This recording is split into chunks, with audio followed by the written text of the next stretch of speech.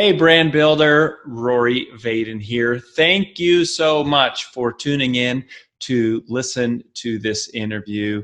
We are so excited to bring you this information and wanted to let you know that, hey, there's no sales pitch coming from anything that we do. This is all our value add to you and the community. However, if you are somebody who is looking for specific strategies on how to build and monetize your personal brand, we would love to talk to you. And we offer a free call to everyone that's interested in getting to know us and is willing to give us a chance to get to know them and share a little bit about what we do. So if you're interested in taking us up on a free strategy call, you can do that at brandbuildersgroup.com/summit call. brandbuildersgroup.com/summit call. Hope to talk to you soon. On with the show. I have certain times in my life and career where I just feel old. I used to be like this young guy making the moves, up and coming, and now people like the woman you're about to meet, Maggie Thurmon, they make me feel old because I guess I am old. I am almost 40 now. And young Maggie here is the daughter of Dan Thurmon, who's been longtime friend and acquaintance. We had him on the podcast a while back. But Maggie is 18 years old, and she has been on TikTok for about a year. And within 1 year, she has managed to accumulate not one, not two, but 3 million followers in a year. And it's dramatically changed her life. She's had over 100 million likes on her videos, and her and her dad do some fun things together on TikTok. But it's really been her personal account, which is just named, it's at Maggie Thurmon, that has really just blown up. And so I figured we got to bring in, we bring in a lot of the old timers to learn from, and it's like we got to bring in the young movers and shakers. So Maggie, thanks for making some time for us. Thank you for having me. This is awesome. Yeah, I mean, it's. I'm so proud of you. Like, I know it's weird. Like, we've never met before, but it's really cool. So, can you just tell us the story? Like, how did you get started? Why did you get on there? Was it a joke? Did you start with like, I'm going to become an online influencer, or what happened? Yeah, absolutely. I downloaded the app beginning of my senior year, which was fall of 2019. And okay. I originally just got it because I kind of had no idea what it was. The app had previously been Musical.ly, which I had been on for a brief time, and then deleted it. And then once it became TikTok, I kind of wanted to see what everyone was talking about. And my first post actually was essentially saying that I was going to make one TikTok for every week of my senior year. So at the end of my senior year, I could look back at my TikTok page and it would be somewhat of a scrapbook, like a really cool online scrapbook that the whole world could see if they wanted to. Cool. One a week. That was the original, like one a week. One a week, yeah. And that post got maybe 80,000 likes. And wow. That was insane to me. I thought I had peaked. I thought that was the highest I could go. And I definitely would have thought I would have peaked. If I got 80,000 views on one of my videos, I'd be calling everybody I know, being like, I am a baller. Yeah, it was really funny. I walked into school the next day, sat down in my first period anatomy class, and people were telling me that they saw me on their For You page last night. I was like, I know, isn't that crazy?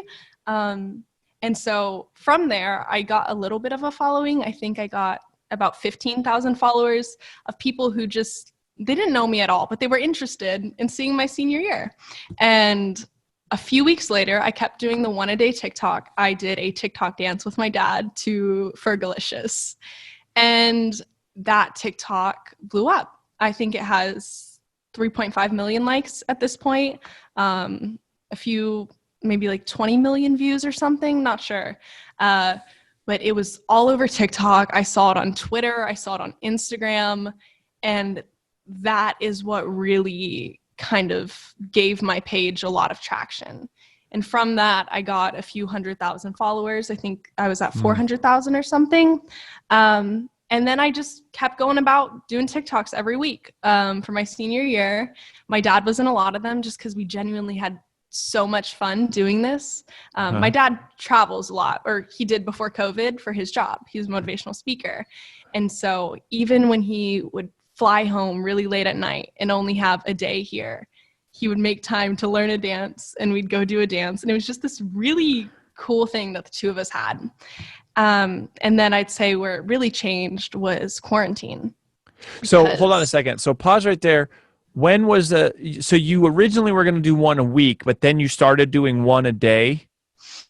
I'd say the one a day kind of started in quarantine, but from the one a week, it kind of got to the point where if we could do more than one within our busy schedules, we'd shoot for two. But it was still a lot of the work trying to get the two of us to learn a dance or do whatever we wanted to do and get it to a point where we wanted to publish it. But one a week was the original plan, and it slowly built up to the goal of one a day. Okay.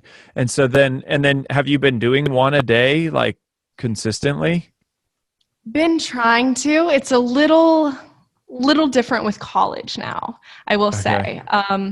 Especially when I'm at school for the semester. I'm on break right now, but especially when I'm at school, I'll try and get a few done on the weekend so I can post one a day, but it doesn't always quite equal out. How long does it, how much, you mind sharing your process a little bit? Like, what happens? I mean, so I know most of yours have been like dances and stuff, which are really fun and entertaining, which lends itself well to the platform. And even though most of our audience is probably not going to make dances, what I'm trying to understand is just your creative process, and then also like how much time it takes. But so do you just hear a song and then you're like, oh, I should do a dance to that? Or do you come up with some other idea? Or like, how do you come up with the idea? What do you do to like develop it before you turn on the camera? How many times do you turn on the camera? And then how do you edit it? And then is there anything you do to promote it other than, and you don't have to answer all those in one breath, but that's like what I'm interested in hearing. Yeah, for sure. I think a lot of TikTokers have a different process. I mean, I know that from talking to my friends, but for my dad and I in particular, and for me in particular, in the beginning, it was strictly we'd see other people do a dance and we'd learn their dance.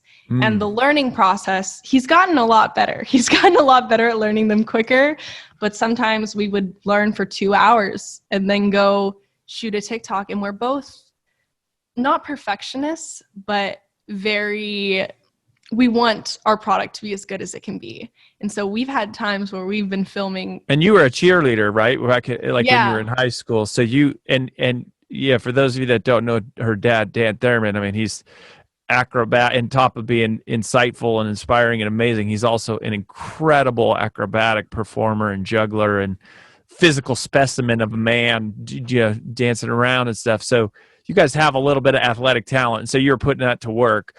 But you're saying you'd like spend 2 hours maybe learning the dance, and then you record. How many takes are you recording? I'd say our longest, sometimes a few times, maybe 2 times, we've gotten it within one take. Okay. But there's definitely been times where we've done over 100 takes trying to get something perfect. Yeah. Wow. 100 takes. Now it's only like 60 seconds, right? Yeah. The top is 60 seconds. Usually the dances are closer to 15, 20, which is helpful. But especially when it's 2 people, one of us can feel like we completely killed it and the other one got off a little. So we'll have to redo it. And then there's the process of, once you've done all the takes, watching all of them to decide which one you both agree on is the best. Oh my gosh. Yeah. Yeah. I mean, how long does that take? That can usually, I'd say, about 30 minutes, just to kind of watch them. Sometimes we just watch one, we both agree on it, and we say, okay, we're not going to watch anymore. We're just going to go with this one. But that's more in specific talking about dances, because a few months ago, well, maybe more than a few months ago, we kind of started to do more comedy. And sometimes the comedy videos will talk about days in advance and then plan them out. And then sometimes we'll have spur of the moment things where I'll just say, I have something I want to tell you. can I turn on a camera while I tell you? And we just get your genuine reaction. And we found that people really like to see that because it's kind of a more authentic view of our relationship, which I think is one of the reasons why a lot of people follow us, is just because of the connection we have with each other and the fun we have with each other. And so those are often a lot easier to make because there's a lot less prep that goes into them. And when you're editing, what are you editing for? And are you taking, like if you're doing, let's say, a few dozen takes, are you taking clips from each different take to put it together? Or do you mostly just like, no, the reason you're doing all those takes is for one, and then like, what's your eye searching for? For dances, it's always a one take. We never edit those together, which that's one of the reasons why it takes so long, because there's no room for error in that. But it doesn't take you as much time to edit. So you're doing it all in the shoots, and it's just like once you nail it 30 seconds, like, bam, we got it. Yeah. Okay. But more comedy or talking videos, I'd say there's a lot more room for editing. Editing, depending on the video, I'd say usually takes me around 30 minutes to an hour, especially when you have to add closed captions to videos, which we've really been trying to make that consistent just so we're more accessible to the deaf community, hard of hearing, to add that onto our platforms. But that'll add on a good bit of time. So it really does stack up.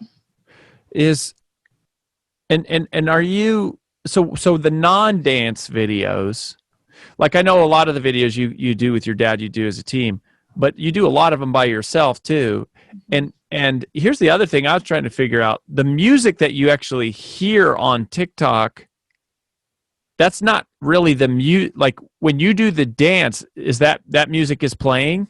Mm-hmm. And is that what it's recording? So that's recording the actual music in the room. So you're just like hitting rewind on the track? It's... I don't know how to explain this. So the actual audio that plays through, it doesn't pick up our audio when we do the dance. It just uses the audio that we're hearing, but it doesn't re-record it with our room audio. It just takes the audio directly from TikTok. That's what I was trying to understand. So, so because you choose the song to play in the TikTok app to overlay with your dance, right? So when you record the dance, you're playing the same song to dance to the music, shooting the video, but then it's basically you're just stripping you're effectively stripping the audio off of that when you upload the video. So what you can do, and what we usually do, is select the audio beforehand. So every time, once you select the audio and go to record inside the TikTok app, the audio will automatically play as you record and you can dance to it. And when you go to publish it or edit it or whatever, it uses the same audio that you were hearing during it, the one you previously selected, if that makes sense. Got it. So you're actually dancing to the song that is playing out loud through the TikTok app. Yeah. It's not like you have some other speaker or something that you're dancing to and then overlaying it. Okay. So, and then you do this, and I mean, there's a lot of time going on here. I mean, this is like one 60-second. How long does it, I mean, all in for 1 60-second video, how much editing time are you putting in?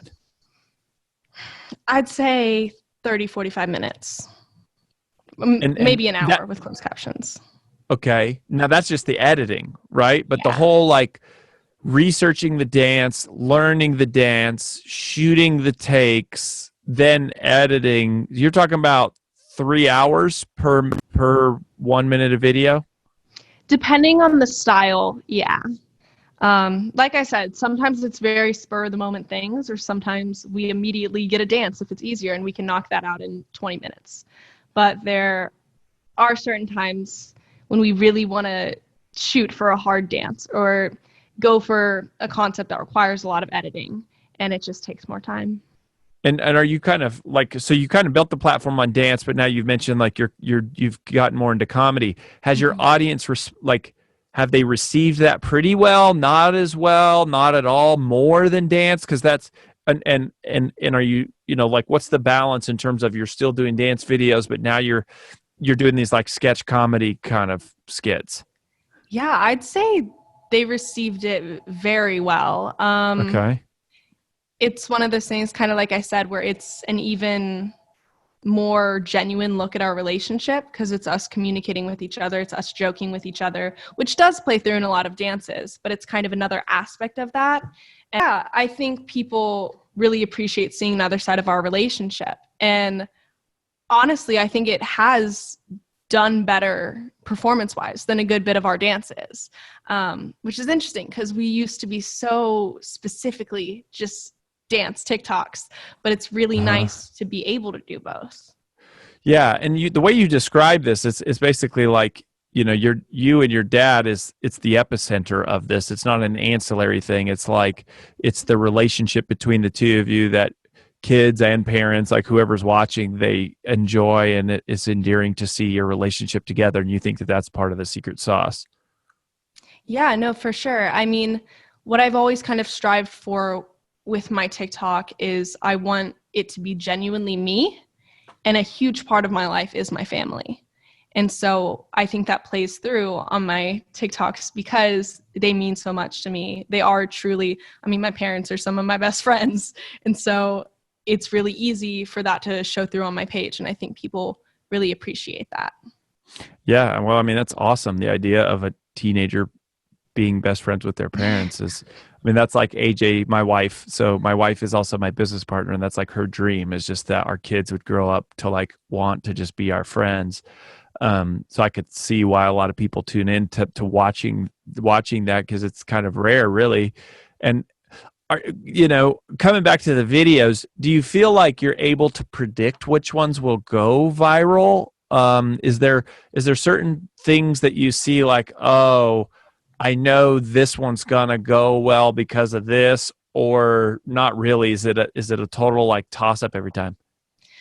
A lot of the times it is a toss up, but there have been a few instances where I'll even say to my friends or my family or something where I'm feeling this one. I think people are really going to enjoy this one. There was one where my dad and I did this trend where we put my dad in heels. I was like, no way is this not going to do well. He's a 50-year-old man in heels. It's amazing. And sometimes we just get feelings, or a lot of the times it's things we're just really proud of, that we put a lot of work into, and that we think other people are going to enjoy as much as us. And usually I'd say that's a correct instinct. So it's not really a formula as much as it's like an intuition. Yeah, I'd say so. Okay. And are you, at this point, it seems like the way that you describe this, it's a lot of entertainment. It's basically you got dance, and now you got some comedy, and it's, a little bit of this kind of like showing your relationship with your dad. Do you kind of plan on using it, or do you intentionally are you deliberate about kind of saying, yeah, this is, we're putting out content that is really for entertainment, not so much for like education or encouragement or, some other type of content, but, is that how you see yourself, as basically like an entertainer? Or how do you see yourself in your product, as you say, like your content?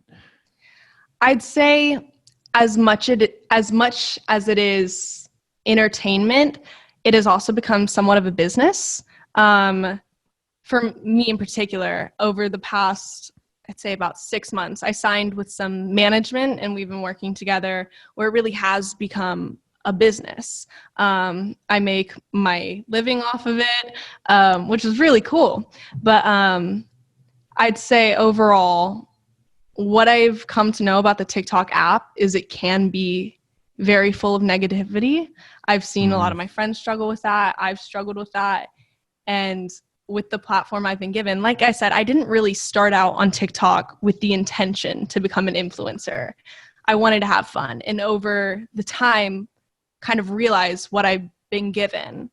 And with the negativity on TikTok, my goal has been to just make something that's going to make someone smile. If there's something negative on their page and they can scroll and it's one of my videos, I want it to have a positive impact. And so entertainment, yes. Joy, yes. That's all stuff that I aim to accomplish with this, but it is also, at the end of the day, a bit of a business. Yeah. So can you tell me about the business part of it? Like, when did that, how many like followers did you have before you started monetizing? And then how are you monetizing? Like, what's the vehicle that money actually shows up? Because this is like you're saying here, it's like 3 hours of time for a 1-minute video. It's not like you're just slapping together something and throwing it up there and it's going viral. Like, this is a job. Mm-hmm. Yeah, no, absolutely. It was, I had just hit 1 million followers, I'm pretty sure. Or I think it was a few days right before I hit 1 million followers. I had previously worked with Hollister as part of their high school social media team, and I had some connections there that translated to United Talent Agency. And they reached out, we had a meeting with them, and we started working with them. And I'd say that was the game changer in this shifting from something fun I do to a business, to my source of income, it was one of those things where I'd been putting in the hours beforehand. And this was kind of the turning point where I began making money off of it. And with that, essentially, I'd say the main source of income is collaborations with brands, which my team will bring to me. We'll discuss it. We'll either take it or leave it. And then from there, we'll go off working with the brand to create a monetized product. And so what does that mean exactly? Does that mean we're going to do a product placement in a video somewhere and you guys are going to dance while that people are seeing that product? Or is it more involved than that? I'd say it ranges for sure, depending on what the brand wants. Okay. A lot of the times, I just did a deal with Amazon where I had a call with Amazon discussing what they wanted to promote, being their Amazon Prime student, since I am a college student who that's eligible to, and we discussed how that would fit in authentically with my brand and in a way that it will be well received by my followers. And that's a huge part of being successful when working with brands, is it can't seem too forced or like a blatant ad. And from there, we came upon a conclusion where I was going to order some things as a Prime student, create little presents for some of my friends who were going through finals, and give them to them. And through the video that ended up being the ad, it was following me ordering them through Amazon Prime, me building them, and me giving them. So while it was an ad, there was still a little bit of a storyline and something positive that came out of it. And we decided that that would resonate well for my audience. So it's what we went forward with. And did the video perform well relative to other videos? It did, yeah. That one actually did pretty well. I think it has 130,000 likes, which I consider good for an ad. But it was very... it fit in very well with my brand and with my content. And I think that's one of the reasons why it did well. Yeah. And I guess when you're making that decision of going, okay, how do I make this fit with my audience? Is that a gut instinct or is there something specific? Like when you say fit in with my brand, what do you think of as your brand? Like, so when these other companies are bringing opportunities to you, what do you think of as your brand when you're trying to like assimilate the two together? Yeah, for sure. I think it directly goes back to who I am and kind of, I mean, when I think about my profile, my brand, I don't cuss on the internet. I don't do any very sexual things. I try and keep it very wholesome and family content, as well as with my personal things, like who I am as a person. I had a butcher shop reach out to me for an ad. I'm a vegetarian. Didn't quite make sense. And so it's just things like that where if I were to promote a butcher shop, my followers would be a little confused and it would look very much like I was just doing it for a check. But when you can do it for things that actually fit with who you are as an individual, it becomes off as a lot more organic. Like I use Amazon Prime. It worked out. Right. And then when you have, this is so interesting to me. I just think this is so cool. I mean, And we have at least a handful of our clients who make a real substantial income from Facebook Watch. And I mean, just for you listening, this can be tens of thousands of dollars a month in income that people are making. I mean, it can be brand deals. I mean, what are some of the numbers? You don't have to share your numbers, but just like, since you're in the community, like if somebody is listening going, gosh, like maybe I should spend more time putting into editing my videos. Like realistically, what are some of the numbers that you hear from like other influencers and different brand deals that somebody could realistically expect after, if they are able to build their profile over time? Like, what do these arrangements look like? Yeah, I'd say they definitely vary a good bit, because there's certain partnerships, collaborations that are one video and done. And then there's other that have posting commitments consistently throughout a 6-month contract, a year-long contract. One in particular I can think of, I have a friend who does a deal with Bang energy drinks. Mm-hmm. I'm not exactly sure what his deal looks like. I think it's one a week. I'm not entirely sure, but I know he's estimated to make 6 figures within a year. Mm-hmm. Which is crazy. As an 18, 19-year-old, absolutely crazy from one sponsorship.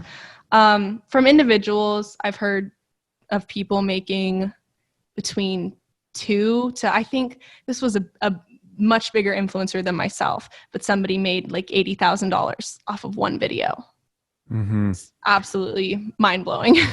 Yeah, it's pretty wild. I mean, like on YouTube, so for those of you that are members, right? So we teach in phase 3 in lesson 1, our event's called High Traffic Strategies, and we talk about paid traffic, and YouTube specifically, which as I understand is also how Facebook Watch works, is they're paying you for the length of time that people are watching, but also who is watching matters a great deal, because you're getting paid based on the performance of the video. And so, like statistically, the English speaking audience is going to pay the content creator much higher than a non-English speaking audience. And then it's like, there's certain demographics like women, as an example. If you have women viewers, typically those pay higher than male audiences because they're buyers. But that is very different than what you're describing, which is you're not getting paid based on the performance of the video. You're getting paid a flat fee regardless of how well the video performs, mm-hmm. by a specific brand for a specific project, which I guess is for everybody. That's the difference between a brand deal, which is what you're talking about, somebody saying, I will pay you a flat fee to make this video and post it, versus getting paid based on the performance of your videos from the platform itself, like Facebook or YouTube, or in this case, TikTok. So are you monetizing your channel as well from TikTok? Like, are you also receiving, like, that's the other stream of income here, right? Yeah, so that's actually fairly new. I'd say maybe it was May when 6 months TikTok ago. Creator Fund became a thing, because before, if you were a creator on TikTok, you made no money just based off of your channel and its performance. Your only source of income was work with outside brands. And that could be a performance-based income based on certain videos, or a flat fee, but none of it was coming from TikTok, like YouTube monetization. It was completely different. But a little while ago, the TikTok Creator Fund was announced. And that is essentially a payment each day. You can take it out after 30 days after the end of a month. You can receive your earnings from that month, and it's a payment based on views. So that was a fairly new change to TikTok, where now it can be monetized that way. And I think the only qualifications you need is 10,000 followers and roughly, I think it was 50,000 views within the past year or something. That may be completely wrong, but you can find it on the internet. Yeah. But it's not. That sounds about right, because I think that's what you like. Although actually, no, I think with YouTube, I think you need, maybe it is 10,000. I think it's 100,000. I think you need 100,000 subscribers before you can monetize from YouTube on YouTube. But these brand deals, like you don't have to have any, you just have to prove to a brand that you can reach their audience and that, you'll help create positive brand awareness. Now, you said so immediately you hired an agency, like you engaged with an agency as soon as this started happening to help negotiate all this. So you don't really deal with all that stuff directly right now. I used to a little bit. I was kind of terrible at it though. People would reach out to me and say, can you use my song in a video? How much will you charge? And I was like, is $20 too much? Like, I really didn't understand the market at all. So I'm so thankful for my team. They're absolutely amazing. But yeah, I don't handle any of the negotiations now. So cool. So interesting. Just two last little questions here, Maggie. This has been so informative, and I think just helping people understand, just the dynamics of how this platform works, what's going on. It's obviously a big mover in the market. Are you repurposing your content in other locations, and how has that performed or not performed? I personally try and keep it a little bit different on each platform. So I'm on TikTok, Instagram, Snapchat, YouTube. I don't really repurpose content. I'd say I know a lot of TikTokers in particular. Instagram has a new feature called Reels, where a lot of people post their TikToks. For me, I just never really got into that, I guess. I just use each platform differently, so it doesn't always make sense for my content to transfer. But again, I strive for my brand to be consistent on each platform. So I don't really repurpose, but I've seen a lot of creator friends be successful in that. Yeah. Okay. Yeah, that's interesting to hear different philosophies there.